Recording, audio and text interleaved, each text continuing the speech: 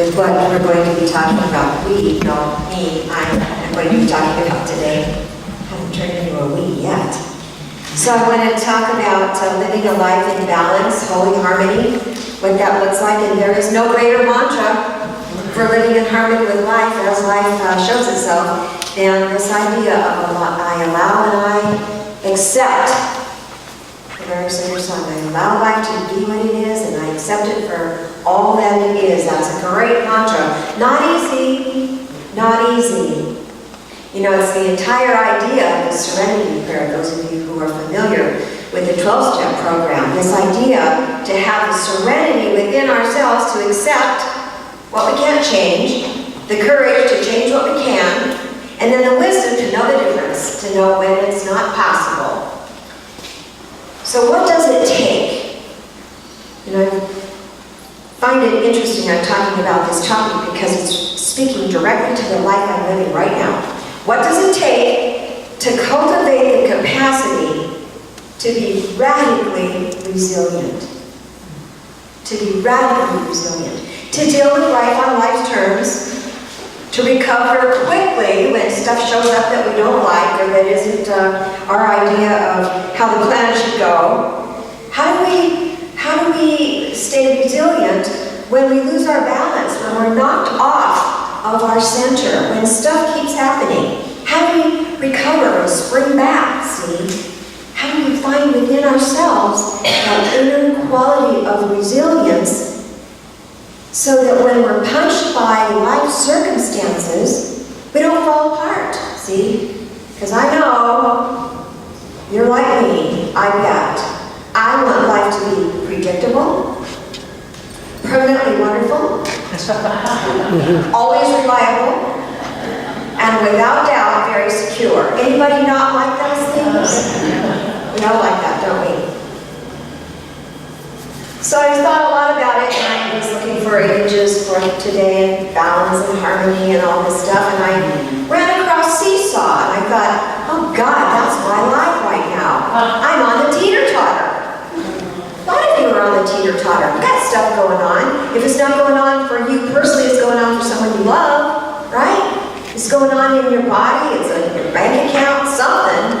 We're all on a teeter-totter. So this is my second grade recess. I'm probably the little girl with the pigtails. No, I didn't have red hair in those days.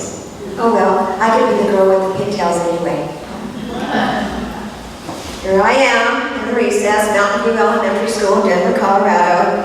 Everything on that seesaw is just fine. Just fine, as long as everybody plays by the rules. As long as everybody does what they're supposed to do. Everybody goes with the plan and, you know, comes along and does what is expected. And everything stays smooth and the balance goes back and forth and everybody's having a good time. Until our friend decides to jump off the other end without telling us, right? And what happens? We crash and hurt our bottom. We crash and very had the wind knocked out of you on a teeter-totter? Yeah, I know, it's something common we've all done. See, if they tell us, hey, I'm getting off, then we have time to prepare and we let ourselves down easy. But when they jump off without our permission, like life does so often, yes, all of a sudden, we are hitting bottom and it hurts and we say, ouch. Might fall off ourselves at that point. So this is kind of a metaphor for the way my life's been working for the last couple of years. Somebody in the universe keeps jumping off the top of the teeter-totter and I keep hurting my bottom. Keep getting the wind knocked out of me, see? And I know that's the truth for a lot of you. Carol's sitting here, she didn't plan to fall over and hurt herself, did you, Carol? No, and here you are. You've risen through all of that and you're here today. You drove yourself. See, we don't plan these things when we get hurt or things don't go the way we want them to do. And this is the thing. This is the time of the year when I notice jacarandas. And I notice jacarandas for a special reason. I notice them because 33 years ago, when the jacarandas were blooming, I started on a journey of sobriety in the 12-step program. told and the jacaranas were blooming. And the very first step of that journey began when I admitted that my life was unmanageable. When I admitted that I hit bottom and my bottom hurt. Yeah. Had to notice. I had to acknowledge it was a problem. I had to see that I had fallen over and that my entire life was building around me. Felt pretty knocked down by life in those days, and there are some aspects of that going on for me right now with what's going on in my life. We've got to recognize when we're in that place, you see, when we are freezing in response to life, when we're choosing, in my case, to go to bed and pull the covers over our head and just not face life on life's terms.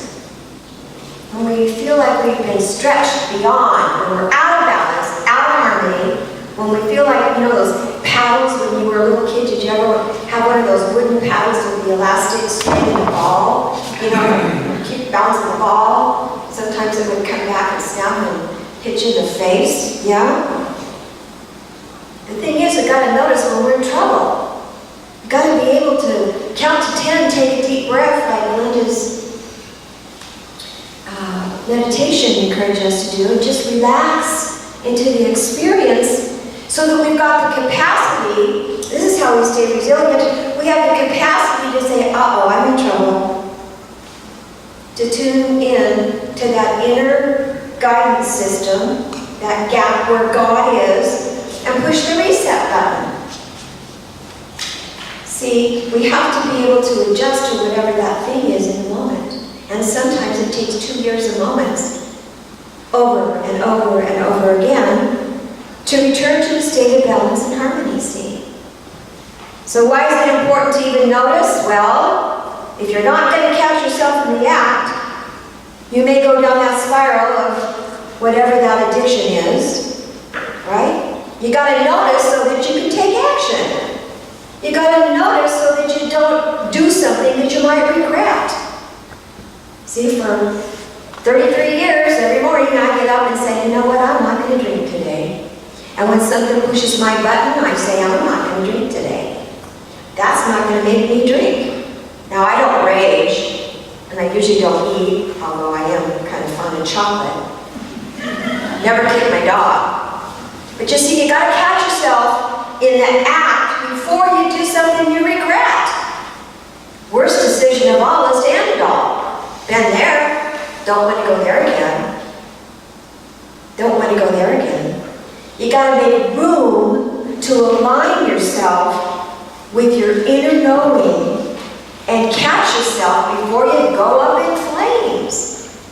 Before you have the breakdown. Before you take the drink. Before you eat 7 boxes of chocolate. Actually, caramel chocolate sea salt. Yeah. Or my sister in Rancho Santa Fe, she brings them to me. See, I've been in this 2-year wilderness experience that has been a lot of hitting hard on my bottom. A lot of hitting hard. That teeter-totter of life is one big ouch right after the next. Anybody relate? Anybody have stuff going on? I know you do. You all do. And if you don't, you know people that do, that you love. For me, as I was thinking about the litany of stuff that happened when the universe leaped off the end of that teeter-totter, my husband died. My house literally fell apart a few months later. Then a few months after that, my daughter died. And then immediately my granddaughter, who had been living with me for many years with her mother, had to leave my home and go live with her estranged father. Then, a couple months later, my son decided to move to Florida with the love of his life. Then, I realized my finances are very shaky. Now, here's the thing. Here's the thing. The next thing that I'm encountering, which I've kind of gone through a period of mourning over the last few days because I've made a decision. But guess what? This is the one where the universe didn't jump off the end of the teeter-totter. This is the one I can prepare for. So I'm going to sell my house. And I'm going to live with Alice. Isn't that a good idea?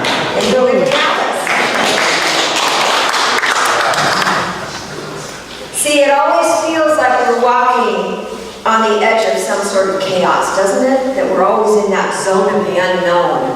That there's always something right around the corner waiting to get us. Somebody ready to jump off that teeter-totter and have us fall down and hurt ourselves again. And the truth is, and this is what I've come to this week, because I did go through a few days of mourning once I made that decision to sell my house.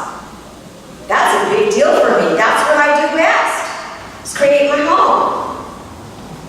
That's what I do, see? But what I realized is that no matter what, I'm always standing in the middle of some area that is sacred space. Wherever I am, God is. Whatever decision I make, God's going to be right there. I might be on the edge of chaos a lot, and I am, and I have been, and so have you in your own ways. But that's where the possibilities are. That's where the newness is. That's where Mom and I are going to go get Netflix and watch Frankie and Grace, right? That's where the creativity comes in. And we have to continue to make friends with whatever that is, again and again and again and again. A lifetime of making friends with whatever shows up, whatever that is. So I really thought about this the last few days since I started working on this talk, and I thought, you know what? I do feel knocked down by life a little bit. But I'm going to catch myself before I go up in flames, before I break down. See, I'm one of those Goldilocks people. I like it just right. Don't you? Not too hot, not too cold, not too hard, not too soft. Just right. And my life hasn't been just right for quite a while. Guess what? It's what it is. And no matter what opinion I have about it, it still is. No matter what. Whether it's about the way my body feels or my finances look, or the losses I've experienced, or the possibilities, no matter what it is, the opinion that I have about it doesn't matter at all. But my thoughts do. And what I figured out this week is I was standing in my backyard feeling so sorry for myself, and I thought, wait a minute, I'm not a victim. I'm not a victim. Life is filled with grace. I have a beautiful exit here that will take me into the next journey of my life, whatever that thing is. Its usefulness is over. It's over. I am the allness of God expressing. It doesn't matter where I do that. I've got work to do in the world. And I need to get busy. And I need to move forward. I read something about grief, and it says we never move on, but we do move forward. We do move forward. We integrate all this stuff, whatever it is, whatever our bodies have done over the last 7 years, whatever addiction we may have had and challenged with for 33 years every morning when we wake up and look at ourselves in the mirror. Whatever that thing is, whatever losses we've experienced, whether it's a loss of an opportunity, or the loss of our home, or the loss of a business, or the loss of our financial security, whatever that thing is, we can move forward. And we can integrate all that stuff and we can thrive through it, whatever it is. And be in process. I'm in process, just like everybody else. And sometimes we need to have a little bit of oops. We would ask ourselves, how's it going? And then we stand in the backyard and say, oh, wait a minute, I'm not a victim. I'm not a victim. How's it going? Oops. Yeah, you know what? You're not a victim, Judy. Get with it. You're going in the wrong direction. Love the Chinese proverb, if we don't change the direction we're going, we're likely to end up where we're headed. Right? And in my case, that's like into the depths of depression and sadness and all kinds of junk. I gotta change the direction I'm headed. If I'm not happy with life, I can turn it around. I can make a new choice. I have to understand that it's my life. It's your life. We live in a world of our own thoughts. So whatever it is that continues to get your attention, whatever that is, you can turn it around if you don't like it. If you're not happy, turn it around. And the way we do that is to change your thoughts. I'm not a victim. Stuff's happened, a lot of people jumped, or the universe, maybe people too, jumped off that darn teeter-totter and let me crash on my bottom. But you know what? It's never too late. It is never too late to pick myself up, dust myself up, and keep going. I love this, I'm 73 years old, and you kind of think, I was thinking about my grandma, man, was she old? She was really old. I don't feel old. I don't feel old. I'm ready for whatever comes next. See, we don't grow old, we just stop growing, and then we are old. We don't grow old. We just stop growing, then we become old. So what does it take? Okay, so here's a how-to. We gotta, how do you rise from the ashes of an accident like the one that Carol had, where she had to go through a period of adjustment to the new Carol, the new whatever, right? How do we adjust to these things that go on in our life experience? First of all, we gotta be self-aware. What are your strengths? What are your weaknesses? Are you confident that you can bounce back? See, that's the big deal. Are you confident that God is there and the universe is there to support you and you can bounce back through whatever this thing is? Do you have the capacity to accept the way it is? Accept it. Not be overwhelmed by it.